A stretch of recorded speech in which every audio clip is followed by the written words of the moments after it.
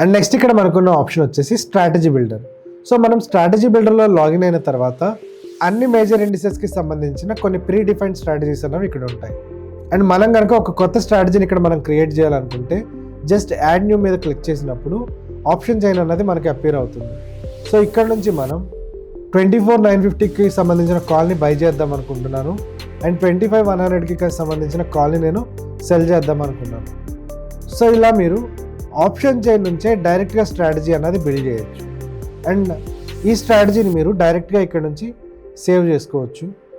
And ఈ స్ట్రాటజీకి సంబంధించి మీకు మ్యాక్సిమం ప్రాఫిట్ ఎంత, మ్యాక్సిమం లాస్ ఎంత అన్న ఇన్ఫర్మేషన్ కూడా మీరు ఇక్కడ చూడొచ్చు.